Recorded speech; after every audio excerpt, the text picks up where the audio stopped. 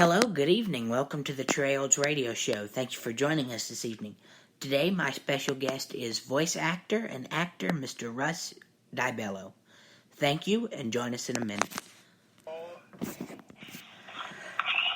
Okay, my first question to you is, how did you get started in your career? How did your career in the industry begin? It began in the bowels of Columbia, Missouri, many, many long years ago. I was in college and I did theater, but I always loved radio. I grew up on radio, and one day I trotted across to the local top 40 radio station, and I made a left turn, and my life has been a sordid mess ever since. Yeah, once the radio bug or the acting bug hits you, you're in it for life. Yes. Well, what's interesting is, here we are years later, and after a lot of things went on, and I went a lot of places and did a lot of things, but after I had a complete and signed, sealed, delivered radio career, it was time to retire and do something else, and so I went back to acting, like I did in college. So, isn't that funny how it all comes around full circle? Oh, yeah. Yeah, you start in radio, then it's all connected in a way, it seems. Acting, radio, all that. Well, actually, acting and radio are not really connected at all. I mean, as a matter of fact, there is very little interaction between the two disciplines. But I will say this is something you may not hear from too many people, but people in the radio industry, at least in the radio industry, the way it has been up until the current, I don't know what you would call this era, the era of consolidation and speculation and companies going bankrupt. Radio is the Toys R Us of media. Prior to this, meaning, every decade up until, the 90s, radio had people in it, great morning men, great afternoon guys, great night guys, whatever, great all-night guys, who had just tremendous gobs of talent, really hard-working people. They put a lot into what they do, and they made sure that even under the worst strictures of format radio, and some of them were pretty lame, they produced a lot of good entertainment. And what I realized, when I got older and I changed career paths, what I realized is that all of these guys and gals, really, had they put this much work into something like traditional showbiz, theater, movies, whatever, it would have been more lucrative for them in the long run. Of course, not everybody succeeds in theater and movies. Just ask me, I'll tell you. But at the same time, these people worked as hard as any actors I know, or any directors. I mean, there was just not that much of a reward in it for what they got out of it. I mean, some of them made good salaries for a few years until things changed. But then they didn't anymore. And, while there's an element of that in every occupation, I suppose, radio people did not get that much of a return on their talent. I mean, I know people who, work all levels of difficult in movies and television and theater, and if they are to receive their just desserts for the work that they do, it'll be a hell of a lot more than what radio people got. And I just feel kind of sorry for all the people with great talent that I've met and heard and experienced over the years in the radio business, because I don't really think a lot of them got their due. As people, I mean, a lot of them right now are, working in bodegas where they used to be like the morning man in a major market, and that's just not fair. I mean, especially if you're born with talent, you're born with talent. And I'm just a real respecter and worshiper of talent wherever it comes from. I mean, I will forgive a whole bunch of sins for talent. And so to see that they didn't really reap the rewards of being born with talent or the hard work they put in to farm that talent kind of annoys me. But hey, that's why I'm not in radio anymore. Yeah, I agree. There's so many radio hosts and actors that are so underappreciated, and they have the talent, and... Well, even actors who think that they're unappreciated never usually did radio.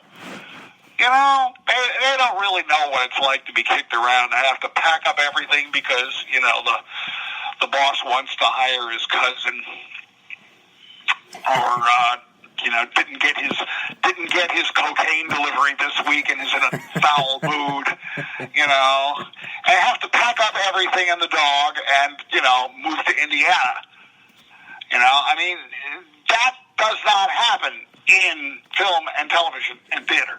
That does not happen. That happened as a matter of course in the 70s and 80s and stuff. I mean, a lot of times you think, well, this or that disc jockey got fired because he or she didn't produce, wasn't very good, didn't get the ratings, or they did something wrong. Well, first of all, they didn't do anything wrong, usually. I mean, getting caught finagling behind the dumpster, stealing from petty cash. No, that almost never happened. So the other thing is, well, they didn't get ratings. Well, I'm here to tell you firsthand. I once got an 87.5 in teens and got fired anyway because the boss had a snit. 87.9, I'm told. We have the judge's decision here, 87.9. Thank you, 87. I don't know if that's right. But it had nothing. It had nothing to do with the whole Horatio Alger thing about America is a fraud. I mean, you don't get. Everything is not. This is not a meritocracy. You don't get rewarded for being a great person or accomplishing things. Like I said, you're better off if you're the boss's cousin. Aren't I cynical? Yeah, this business we're in, radio acting, it's crazy and it's full of challenges. It's interesting. Just when I've seen it all, there's more to come. Pretty much. Yeah. Well, okay. Well, you're out of radio now. You're into acting. Well, now you're into acting. Could you tell us? Do you have any upcoming projects in acting or anything coming up? Ooh, projects! I love that. It makes me sound so important. Actually, here's what happened. When I found myself after being quite frankly a nationally beloved radio star, admired and loved by all. I found myself working aboard at a little Nazi right-wing radio station in New York City. And I said to myself, okay, I'm now in my 60s, and here I am at a little Nazi right-wing radio station pushing buttons overnight. So, do I wish to make this my legacy? Answer, So what I did was, simultaneous with that, I decided to see what one had to do to research methodically and craftily and strategically what one had to do in order to actually make acting a professional career. I mean, I didn't know anything. I didn't know how to do a headshot. I knew nothing, and I was absolutely bound and determined. I mean, I took a lot of classes. I went to these things that are, come-ons and stuff, but I kept my eyes and ears open, and I listened to people, and I watched what they did. And one thing led to another, and here I am, a member of two unions, SAG-AFTRA and Actors Equity. And what I'm doing right now, for the most part, besides the far too occasional audition, is I'm keeping it alive with background work. I am the wallpaper on some of your favorite television shows. I mean, you've seen me, you just don't know it. And that's what a background actor does, but they're called extras. But it's a real thing. I mean, you get wardrobe, you get makeup, you sit in a holding pen, for 12 hours. It's a real job. And you have to be able to respond correctly and immediately and do exactly what you're told. And just be there as a tool for the director.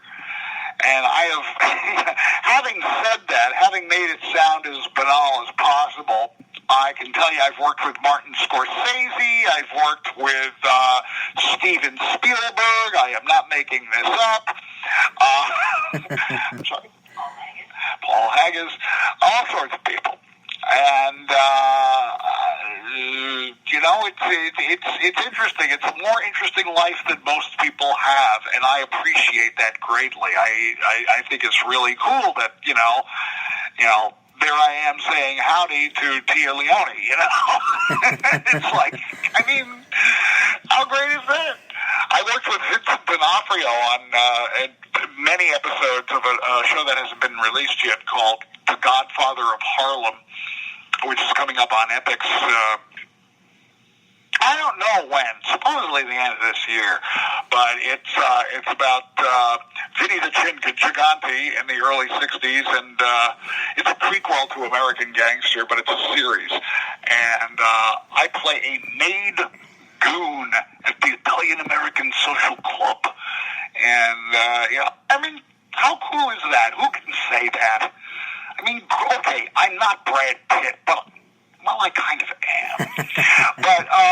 but, at the same time, I'm having a really interesting life, I tell people about this, I think to myself, oh, geez, I haven't gotten any lead roles yet, and stuff. And yet, when I tell them what I have done, just people in my family, people that I know, they go, oh, wow, that's so cool. And I think to myself, it probably is. We should all be grateful for all the little fun things that we're given in life, and this is a fun thing. I think it's great. I mean, it's hard work, like I said. I mean, I was out in 100-degree weather the other day while the Puerto Rican actors were singing "Everything's Free in America" for West Side Story, the Spielberg reboot that's coming up. Mm-hmm. How many people can make that statement? That's a great thing. I had fun. I roasted my butt off, but that's okay. Yeah, as long as you're having fun, that's most important in life and in acting too. As long as you're enjoying it and having fun, that's all that matters. And it is work, but still, yeah. Oh, it is. It is. And, you get paid. That's a good thing, too.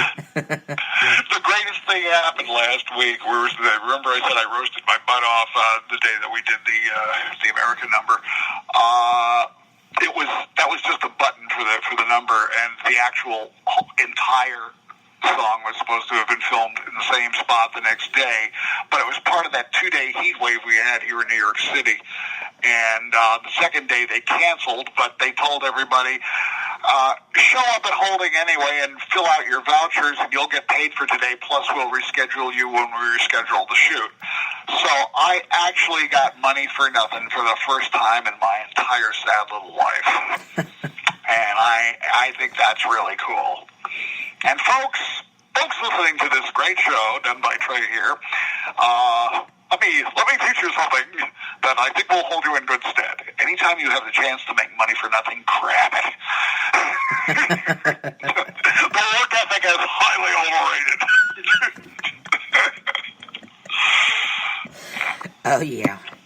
Yeah, it's a crazy business. It really is. I've been in it since I was 13, so